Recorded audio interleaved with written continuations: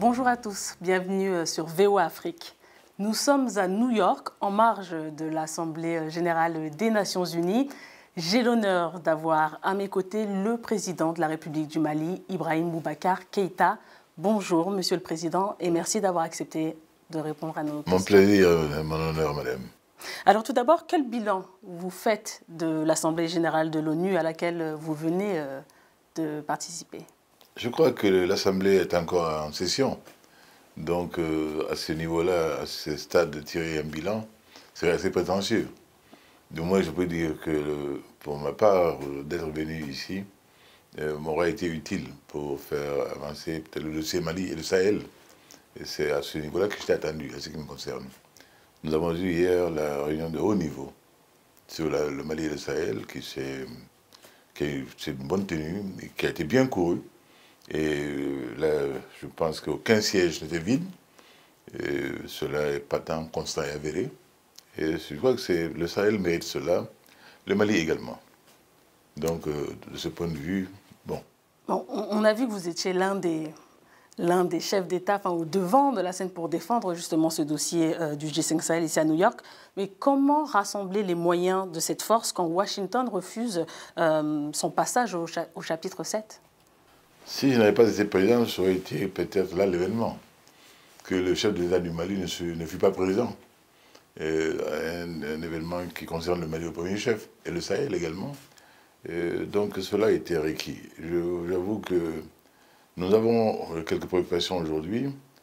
Chacun nous dit que nous avons été bien inspirés d'avoir initié ce concept de G5 Sahel, de mutualisation des moyens de nos États, lesquels 5 États individuellement n'ont pas beaucoup de possibilités, beaucoup de capacités. Cela est évident.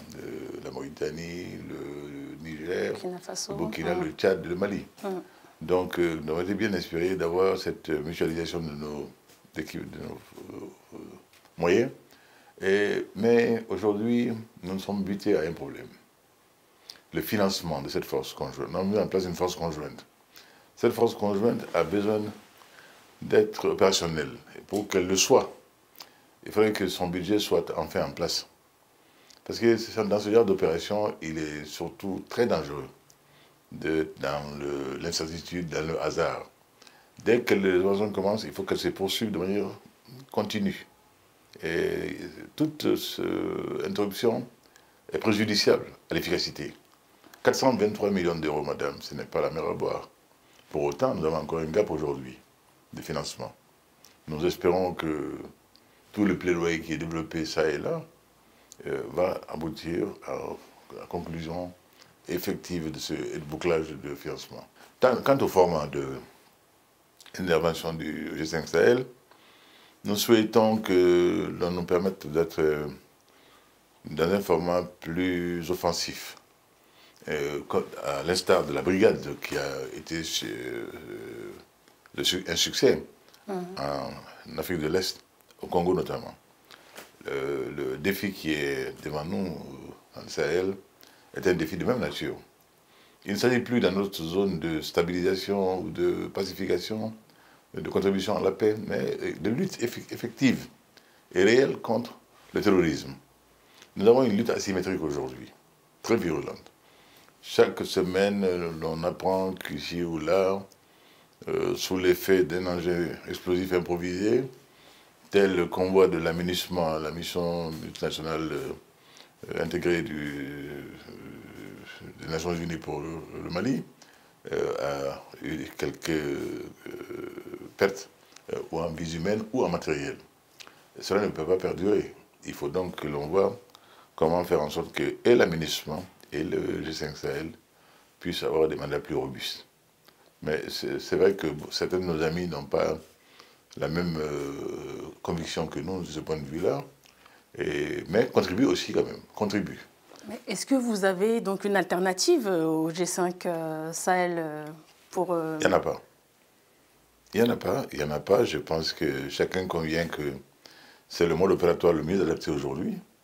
Et chacun nous dit également vouloir nous aider à faire aboutir nos préoccupations dans ce domaine, dans le domaine de la plus grande pugnacité. Et je vois que c'est l'intérêt de tous. Moi, j'ai dit, l'image semble facile, très facile, quand je la décline. J'ai dit que nous sommes une sorte de digue. Et si cette digue rompait, et le Yangtze ou l'autre grand fleuve de Chine va déborder et faire des dégâts. Dans notre cas, ce n'est pas le Yangtze, c'est le Niger. Mais le Niger remontant jusqu'à la Méditerranée, ce serait quand même une catastrophe écologique hors norme. Je pense que les valeurs civilisationnelles dont nous réclamons tous sont en cause aujourd'hui. On sait ce que Daesh a fait dans l'Est européen. La coalition internationale a réussi à le bouter maintenant, pratiquement, hors des endroits, des grandes villes que Daesh occupait. Mais le reflux s'opère en quelle direction? S'opère vers nous. Et vers nous à travers un pays comme la Libye, qui aujourd'hui pose problème, un grand problème d'instabilité. Et c'est cela le désastre sur nous. Comment, je me pose la question, comment doit évoluer donc le mandat en fait de la MINUSMA? Le mandat de la MINUSMA, aujourd'hui, à l'évidence, pose problème. C'est là un paradoxe. Faire la paix, stabiliser la paix, alors même qu'elle n'est pas là. Stabiliser une paix impossible.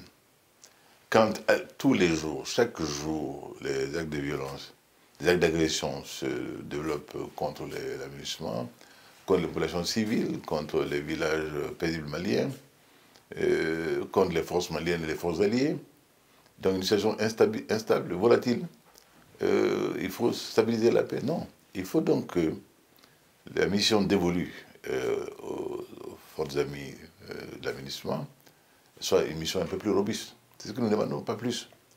Qu'au moins les éléments de la MINUSMA aient les moyens de se défendre. Et si l'on n'y parvenait pas, si on n'arrivait pas à avoir un mandat robuste, à terme, madame, pensez-vous qu'il y aura beaucoup de pays contributeurs? C'est notre crainte. Notre crainte est là. Comment les États vont réagir par rapport à l'impossibilité pour leurs éléments de se défendre face à un ennemi imprévisible, traître à souhait, et bon, dans une guerre asymétrique, où il ne s'agit pas de bataillons face aux autres, mais de gens qui sont glissés dans la population, qui opèrent de manière absolument déloyale au sein de nos populations, parmi lesquelles quelquefois elles prennent la racine, et Souche se marient même quelquefois. C'est assez difficile cette situation-là. C'est à cela que nous faisons face. Je voulais parler de l'accord de paix. Le Conseil de sécurité vient de renouveler et de renforcer le régime des sanctions contre ceux qui entravent en route le processus de paix au Mali. Pensez-vous que cela permettra aux choses d'aller plus rapidement? Moi, je pense que le Mali a beaucoup souffert. Le Mali souffre encore d'une situation qui est que, par commodité de langage peut-être, on parle des parties maliennes. Les parties maliennes seraient bien inspirées à s'engager rapidement et loyalement et de manière déterminée dans le processus de paix. Quand vous dites cela, vous laissez à croire ou à penser que une partie malienne, en l'occurrence le gouvernement, ne serait pas de bon vouloir. Ce n'est pas le cas, madame. Nous avons tout intérêt et nous serions sots de ne pas faire en sorte que l'accord pour la paix et la réconciliation connaisse une accélération, soit mise en application dans les meilleurs délais. C'est nous qui l'avons fait signer, et par conviction. Et cela ne fut pas facile pendant 18 mois. Pendant la période de 8 mois, nous avons négocié pied à pied en Alger pour aboutir à cet accord-là, qui n'est pas la panacée, qui n'est pas le plus parfait des accords du monde, mais qui a le mérite d'exister et qui nous offre un cadre dans lequel nous pouvons évoluer vers une paix durable, soutenable et telle que requis par la situation. Donc nous avons intérêt, nous, à ce que ça marche. Alors quand on dit les parties maliennes, il y a confusion. Mais quand aujourd'hui, cette épée de Damoclès est là, chacun sait sa responsabilité désormais. Donc c'est le pas qu'il faut faire, la hâte qu'il faut mettre de l'avant pour que nous avancions ensemble de manière absolument franche. Je dois dire qu'au plan interne, il y a une évolution positive.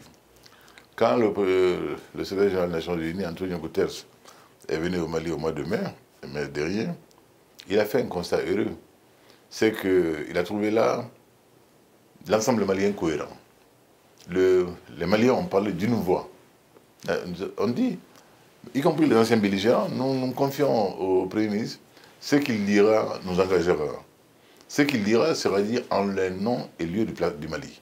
Donc c'est une évolution, madame, très très heureuse. Nous venons de loin. Nous venons de très loin. Ce ne fut pas toujours comme ça, madame. Et nous n'avons pas trouvé un pays tout à fait normal en place.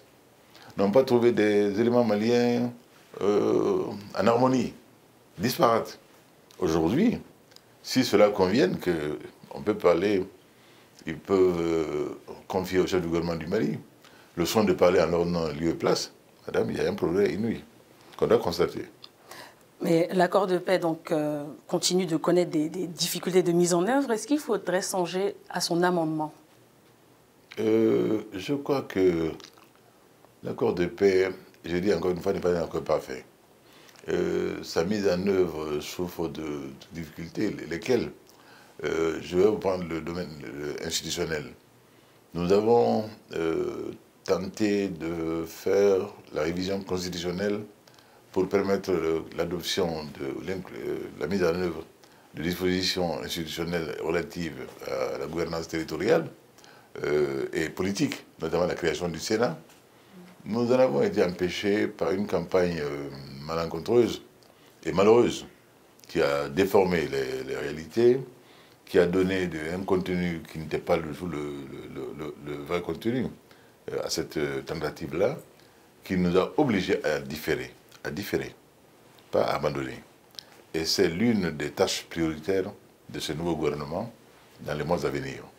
Dès l'instant où nous aurons terminé avec les élections législatives, nous avons essayé d'aller vite, la Cour constitutionnelle nous a retoqué en nous disant qu'avant tout autre scrutin, il y a le scrutin législatif qui ne peut pas attendre.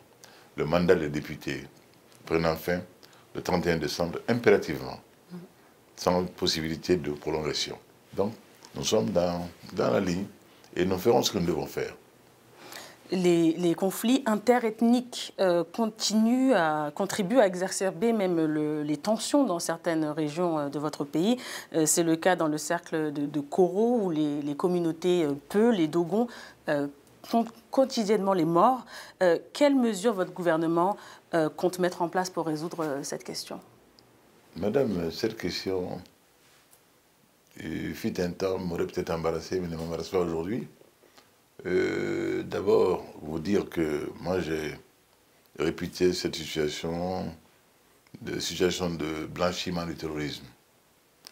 Les éléments terroristes ont été acculés dans le nord du Mali, ont été boutés quelque part hors du Mali et ne peuvent agir aujourd'hui que de manière sporadique, plus en groupe organisé avec force, mais 3-4 éléments qu'on injecte, qui circulent à moto, qui viennent faire des dégâts et se perdent dans la nature. C'est un élément nouveau. Dès lors, qu'est-ce qu'on a trouvé? Des communautés qui ont toujours vécu en symbiose, en parfaite convivialité au long des siècles, qui ont même trouvé des modes de faire qui préservent leur solidarité, notamment les relations entre les éleveurs pasteurs et les agriculteurs Dogons, sont des relations réglées depuis la dynastie de Sékou Amadou au XIXe siècle, pour que les passages de pâturage, de transhumance, soient convenus, d'accord partis et respectés. Et cela a été tout au long de ce temps-là. Subitement, surgit dans cette zone-là, un chef qui s'autoproclame libérateur du Massina, du nom du royaume théocratique Peul qui a existé là au XIXe siècle. C'est une résurgence opportune dans ce temps-là, de manière absolument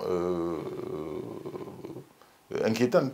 Mais nous faisons le lien entre l'intéressé Amadou Koufa et son allégeance connue et établie avec un chef terroriste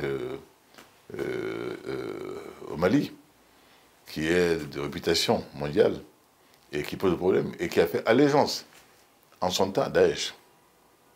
Yad al-Ghali. Le lien pour nous est clair. Alors aujourd'hui, on fait en sorte d'agiter cela. On attend des imams au sortir des mosquées, on les égorge, on sème la terreur comme on le fait ailleurs.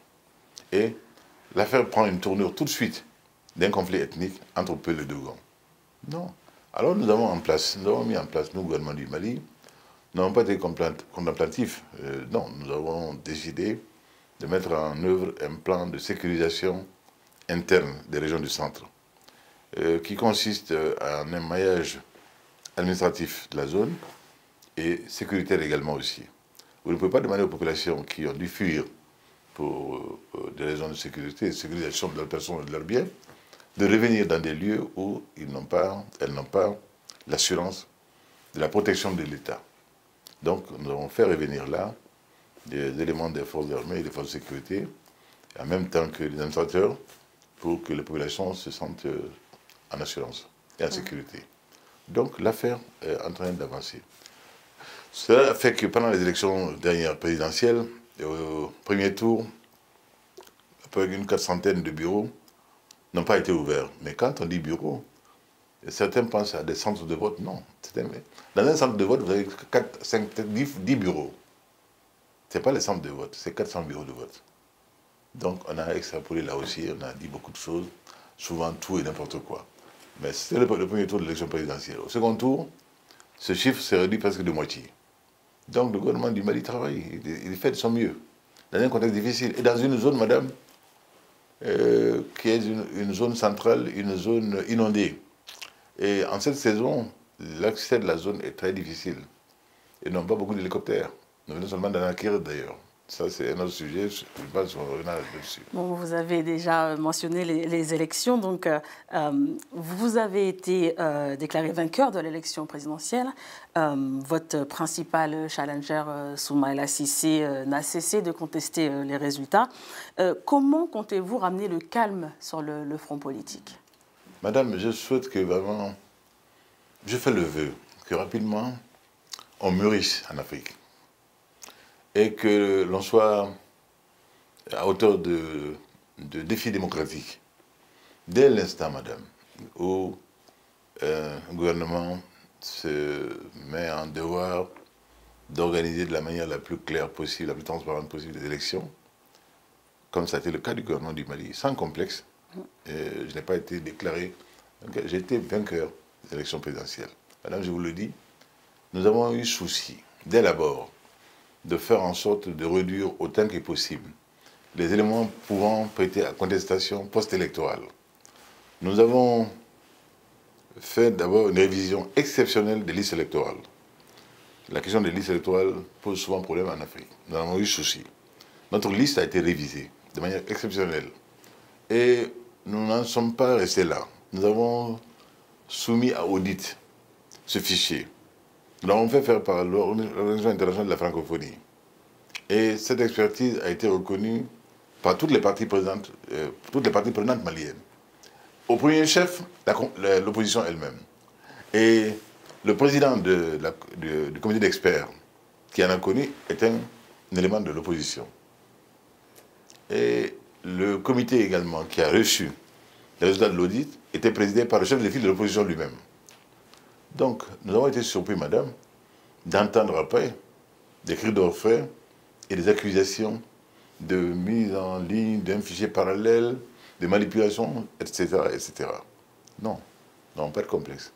L'élection au Mali a été suivie, a été observée de manière absolument précise, à la loupe. Chacun a eu souci du poste électoral au Mali.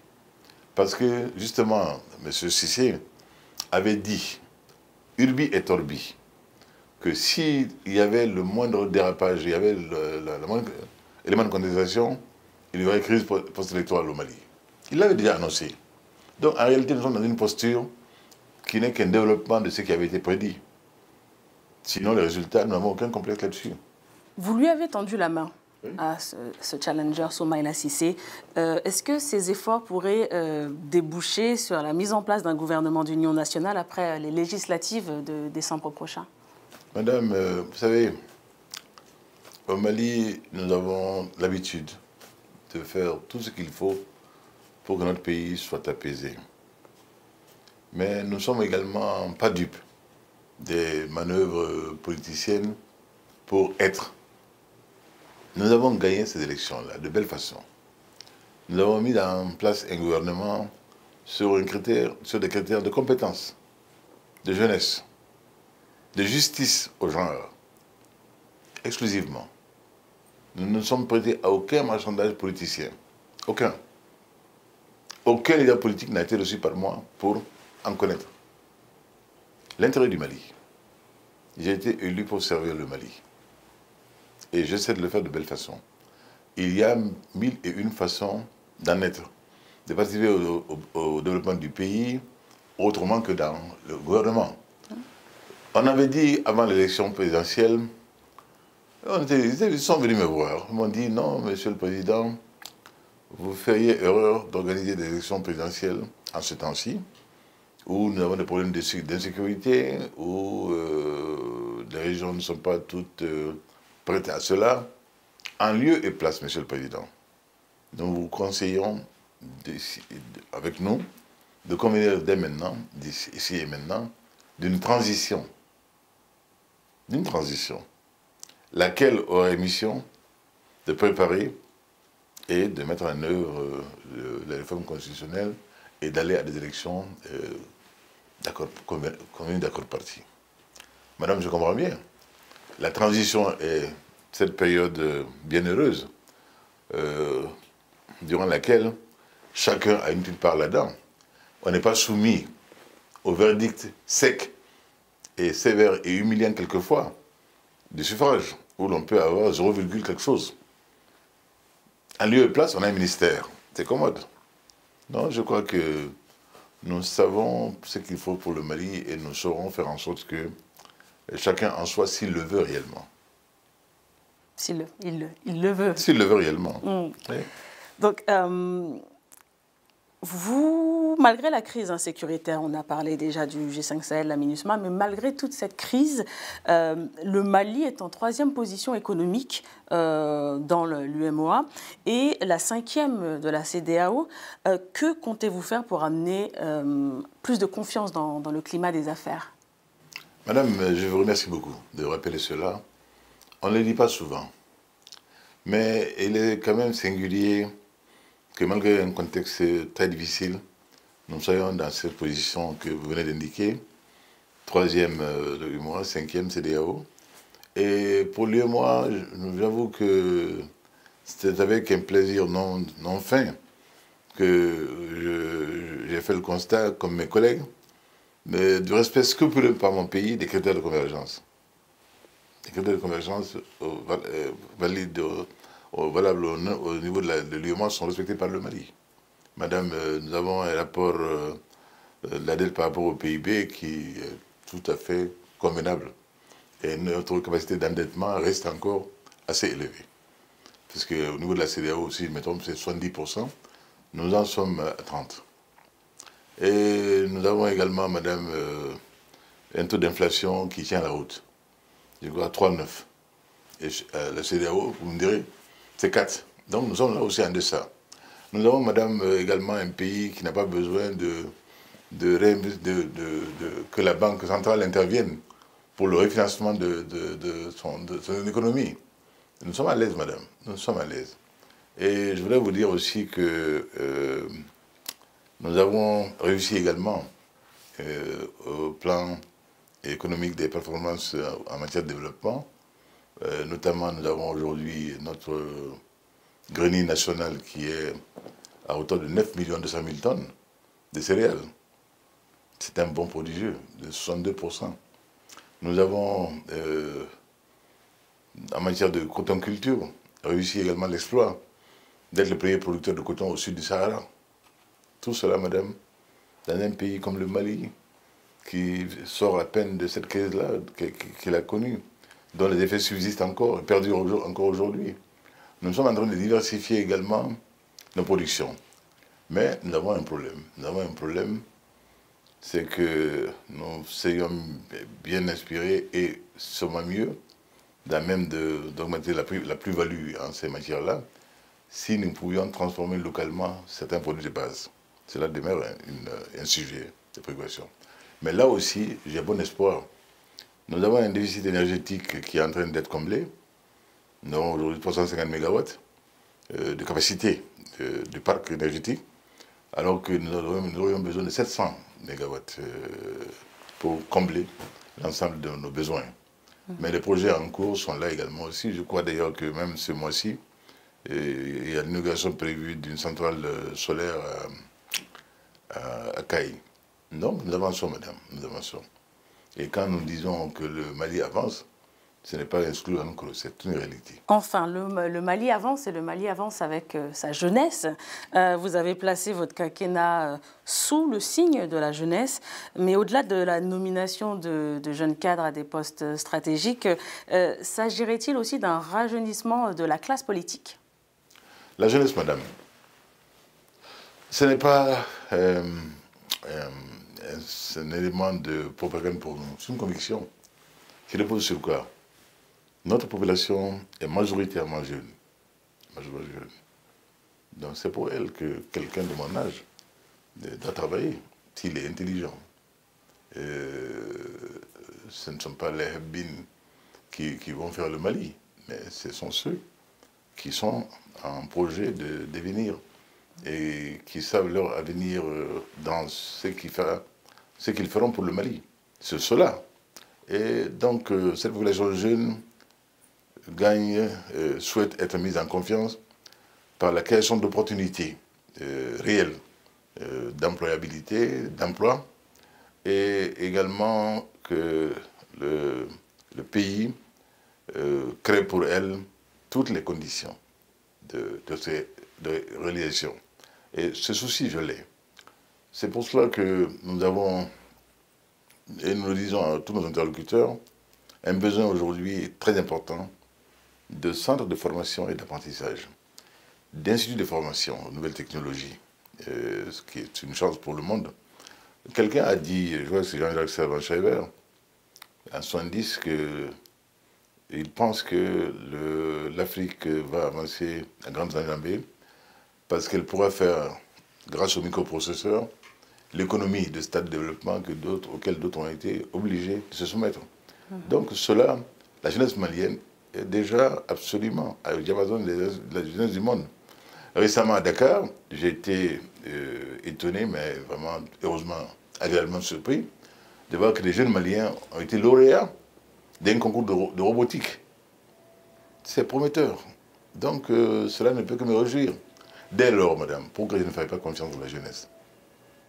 Et au niveau de la classe politique, la jeunesse au sein de votre gouvernement? Oui, oui, madame. Et je pense que si j'en juge par les échos et les réactions, cela a été plutôt bien accueilli. Et je crois qu'on a fait le constat que ce n'est pas simplement le slogan creux politicien d'un candidat en peine de campagne et qui aurait trouvé là une astuce. Non, c'est une conviction, madame, très profonde. Et je crois que chacun a vu concrètement comment cela s'était traduit. Cette confiance que nous faisons à la jeunesse, et en lui disant, bon, c'est ton destin qui est en jeu, vas-y, le terrain est là, nous t'offrons l'opportunité de le faire, c'est ton problème, si tu es concerné, donc vas-y, montre ce que tu peux, de quoi tu es capable. Cela est clair. Et je crois que c'est réjouissant, réconfortant, les Maliens ont apprécié. Les Maliens ont apprécié. Merci beaucoup, Monsieur le Président, d'avoir répondu à mes questions. Merci beaucoup. Ça a été un plaisir. Merci.